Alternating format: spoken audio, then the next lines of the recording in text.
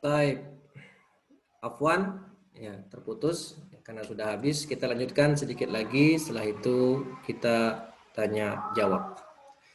Nah, kita lanjutkan sedikit lagi. Ya, satu halaman terakhir insya Allah. Maka kita masuk ke sini, masuk ke pengertian usul fikih. Ya. Usul secara bahasa itu dikatakan ma yambani alaihi ghairu, yaitu apa yang dibangun di atasnya sesuatu. Dan ini adalah ta'rif lughawi, pengertian secara bahasa terhadap kalimat usul, dan ada di nuskhah yang lain, ya di apa namanya, di cetakan yang lain itu ditulisnya ma yubna apa yang. Tapi pengertian ini seperti contohnya apa? Akar pohon itu adalah yang dibangun di atasnya batangnya. Maka akar pohon menjadi asal. Menjadi asal bagi si pohon, bagi si batang pohon. Nah, ini pengertian asal. Tapi kata Syekh Asy-Syadzili, beliau mengatakan ini pengertiannya agak sedikit bermasalah. Artinya beliau tidak setuju pengertian asal dinamakan sebagai pengertiannya adalah ma yubna alaihi ghairuhu. Kenapa? Maka yang benar, kata beliau, asal itu yang benar artinya adalah asas, fondasi, asas. Ya, maka aslu kulli syai'in asasuhu. Ya, asal segala sesuatu adalah asasnya. Kenapa? Karena kita menemukan beberapa sesuatu yang dibangun di atasnya yang lain tetapi tidak dinamakan asal. Jadi ini kenapa Syekh tidak setuju, kenapa asal itu diartikan ma yubna alaihi ghairu. Beliau tidak setuju. Beliau lebih setuju mengatakan arti al-asal adalah al-asas. Ini lebih tepat, kata Syekh Sa'ad Asy-Syadzili. Contohnya apa? Atap itu dibangun di atasnya, atap itu dibangun di atas dinding. Ya. Dan dinding tidak menjadi aslun, tidak menjadi aslan terhadap atap. Begitu juga kita menemukan bahwasannya asal itu tidak dinamakan sebagai mayu bena alaiha adalah contoh manusia. Ini dalam masalah faraid, mawarith. Saya punya asal. Asal saya siapa? Asal saya ayah saya, ibu saya, kakek dan ke atas. Dan saya punya furu'. Siapa furu' saya? Furu' saya ya ke bawah. Anak, cucu dan cicit seterusnya. Akan tetapi yang namanya anak itu tidak dibangun di atas bapak. Karena mereka terpisah sendiri-sendiri. Ya, terpisah sendiri-sendiri. Maka ya, yang lebih tepat kata beliau di sini kesimpulannya yang namanya al-asl tidaklah diartikan sebagai ma yubna alaihi ghairuhu, tapi yang artinya yang tepat adalah al-asas, yaitu pondasi. Nah, dan kalimat asal itu digunakan para ulama dari berbagai makna. Bisa dengan berbagai makna. Makna yang pertama adalah ad-dalil. Kalau kata ulama, al-aslu fi wujubis shalah, asal dalam wajibnya sholat adalah kitab, sunnah dan ijma. Artinya apa? Asal di sini dalil. Ya. Itu penggunaan pertama. Penggunaan yang kedua, asal itu diartikan juga sebagai al-qaidah mustamirah. Kaidah. Kaidah fiqhiyah atau kaidah usuliyah. Contohnya apa? Al-aslu al-baqa'u ala ma kana ala ma kan. Asalnya adalah sesuatu itu tetap seperti semula di atas yang lain. Ya. Al-aslu baqa'u ala ma kan baqa'u ma kana ala ma kan. Contohnya apa di sini? Dan al-aslu yaquluna aklul maitah lil muttar. Nah, ini contohnya kaidah. Hukum asalnya memakan bangkai itu terlarang. Hukum memakan bangkai terlarang. Akan tetapi diperbolehkan memakan bangkai bagi orang yang dalam keadaan darurat. Sehingga orang ini yang memakan bangkai dalam keadaan darurat itu khilaful asal, menyelisihi perkara asal. Karena asalnya apa? Al-baqa'u makana ala makana. Artinya yang namanya makan bangkai itu hukum asalnya adalah haram. Dan hukum keharaman makan bangkai tidak berubah kecuali jika di sana ada keadaan darurat. Nah, jadi orang yang makan bangkai dalam keadaan darurat artinya beliau telah keluar dari perkara asal. Karena asal makan bangkai adalah haram dan diperbolehkan makan bangkai dalam keadaan darurat. Dan contohnya lain yang banyak. Contoh kaidah yang lain juga banyak seperti al-aslu fil asya al-ibahah. Segala sesuatu selain ibadah itu hukum asalnya adalah boleh. Apa hukum makan ayam goreng? Boleh. Apa hukum main bola? Boleh. Apa hukum berenang? Boleh. Apa hukum sepedaan? Boleh. Apa hukum selfie? Boleh. Ya, selama di sana tidak mengandung unsur hal-hal yang diharamkan dalam syariat. Kemudian makna yang ketiga adalah ma yuqasu alaih, yaitu sesuatu yang dikiaskan sesuatu atasnya. Jadi ini dalam kasus illah, dalam kasus qiyas. Qiyas mempunyai 4 rukun. Rukun yang pertama al-aslu, yang kedua al-far'u, yang ketiga illah, yang keempat hukum. Contohnya apa? Riba dalam al-bur. Jadi kita tahu dalam sebuah hadis al-asnaf ar-ribawiyah. Barang-barang riba yang tertulis dalam hadis itu ada 6. Yang pertama az-zahab wal fiddah, emas dan perak.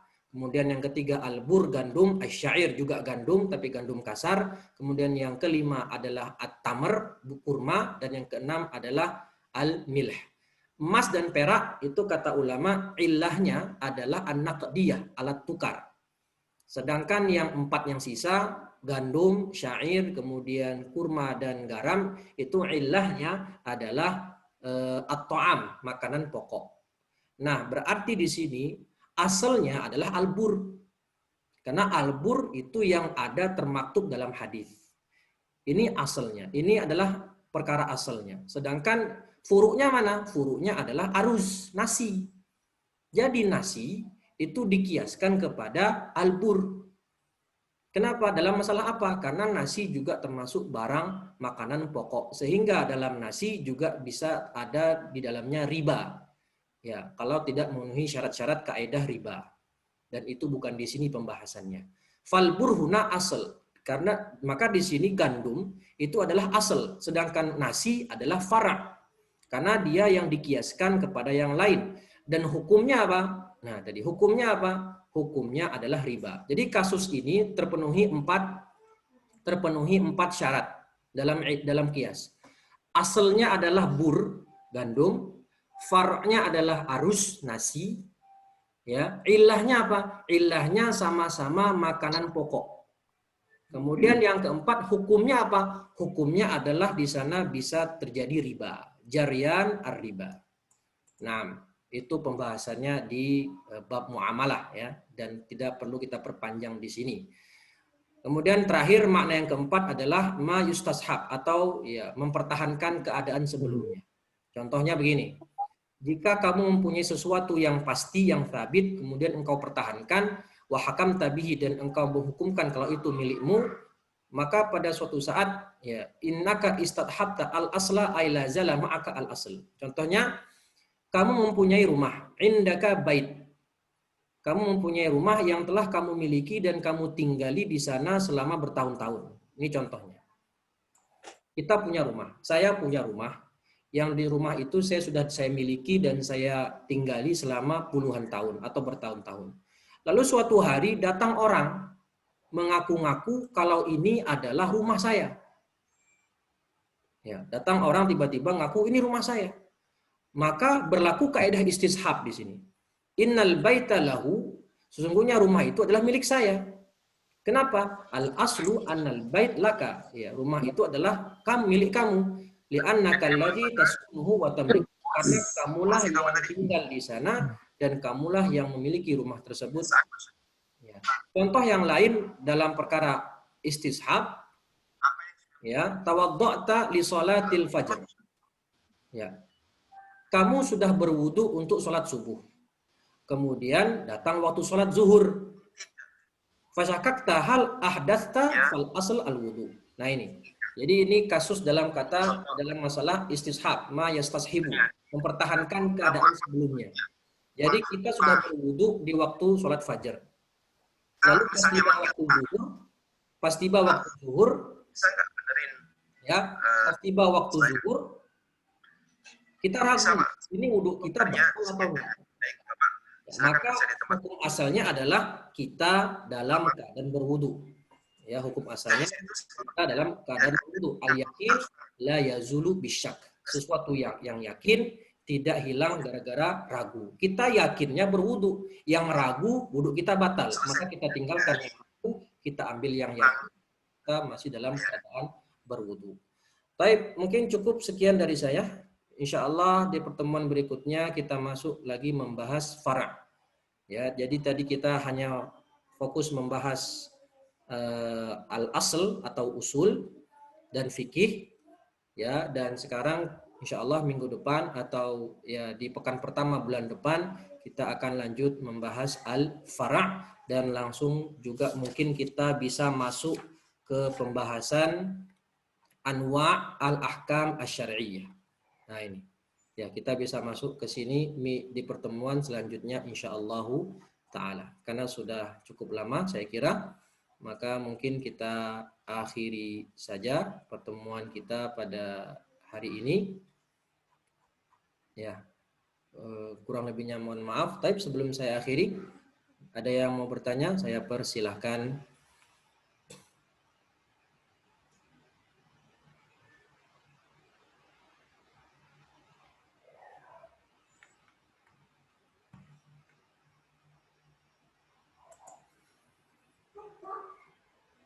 Bertanya Ustaz.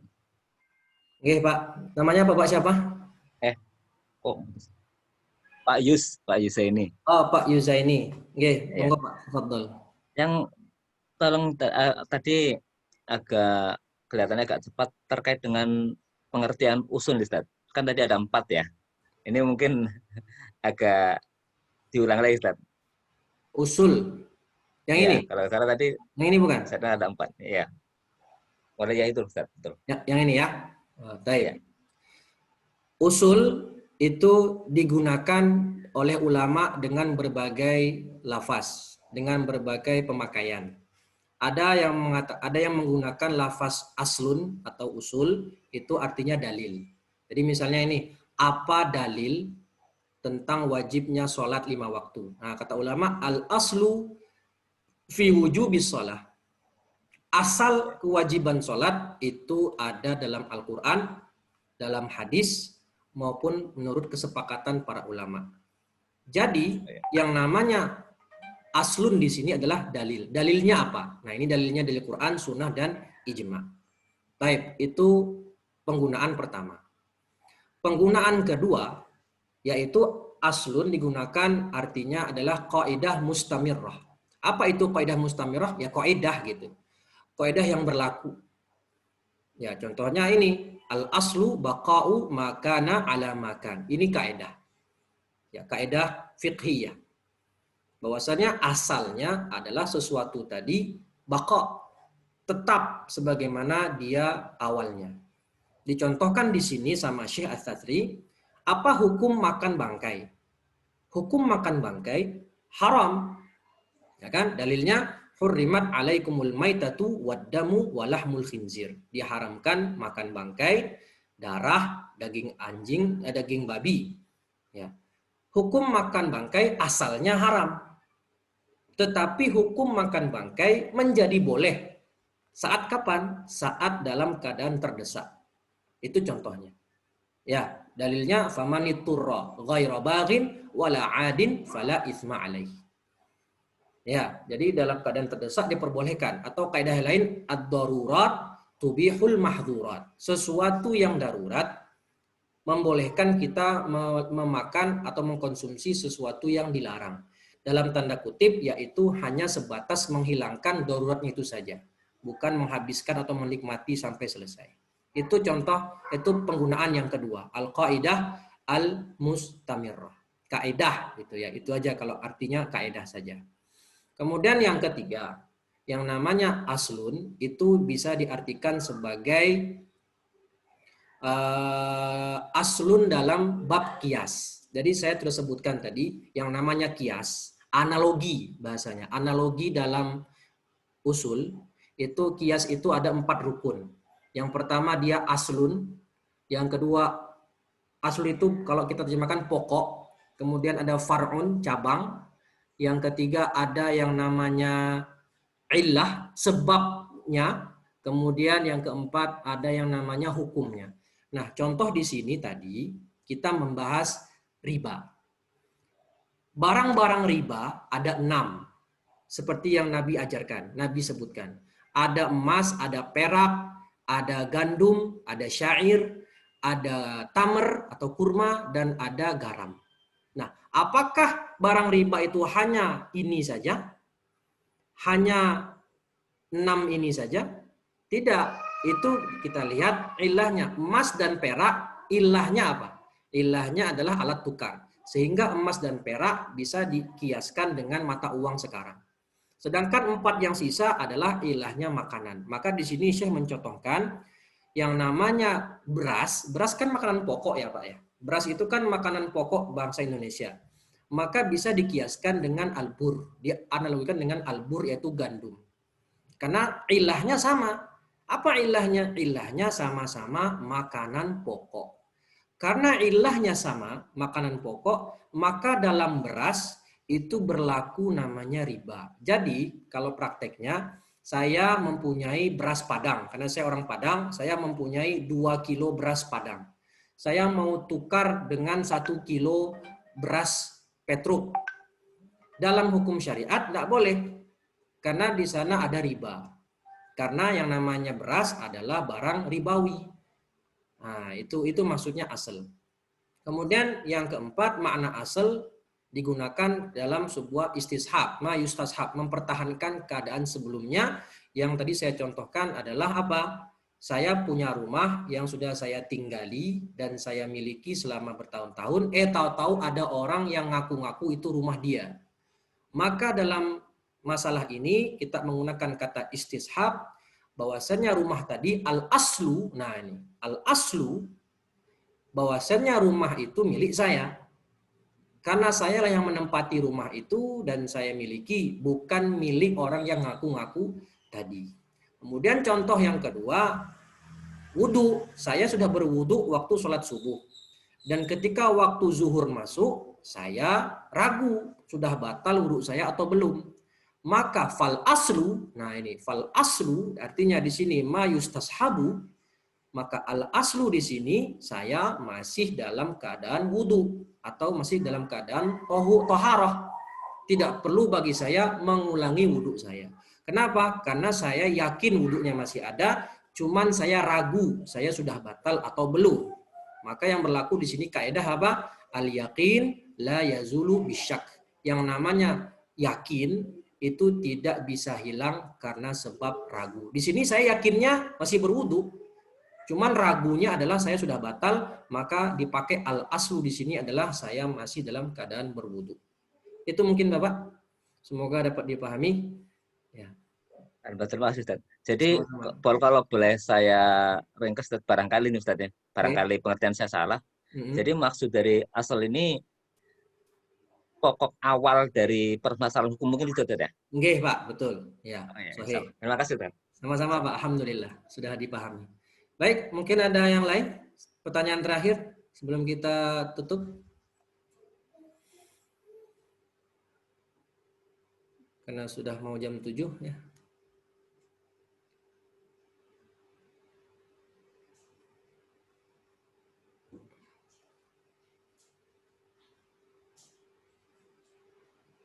Tidak ada? Baik, ini sudah saya share ya, sudah saya rekam. Ya sudah saya rekam, nanti mungkin bisa dilihat rekamannya bagi yang belum sempat melihat dari awal. Saya posting di YouTube saya insya Allah. Baik, mungkin cukup sekian dari saya, Bapak-Bapak Ibu sekalian yang dirahmati oleh Allah, para penuntut ilmu yang budiman. Kita akhiri pertemuan kita pada pagi hari ini dan kita insya Allah melanjutkan di pertemuan selanjutnya. Dan pengumuman insya Allah pekan depan kita belajar ulumul Quran. bersama Ustadz Akhyar Abdul Dzikrat menggunakan kitab Qaulul Munir. Menggunakan kitab Qaulul Munir, insya Allah nanti akan di-share di grup kitabnya, PDF-nya, yang semoga kita bisa simak bersama-sama. Baik, cukup sekian dari saya. Jika ada kesalahan, saya mohon maaf. Dan jika benar, semua datang dari sisi Allah Subhanahu wa Ta'ala. Semoga bermanfaat dan kita amalkan bersama-sama. Aqulu qauli hadza wa astaghfirullah li wa lakum. Kita akhiri dengan baca hamdalah dan doa kafaratul majlis. Alhamdulillahi rabbil alamin. Subhanakallahumma wa bihamdika asyhadu an la ilaha illa anta astaghfiruka wa atubu ilaik. Bila taufik wal hidayah. Wassalamualaikum warahmatullahi wabarakatuh. Waalaikumsalam warahmatullahi wabarakatuh. Syukran, jazakallahu khair Ustaz.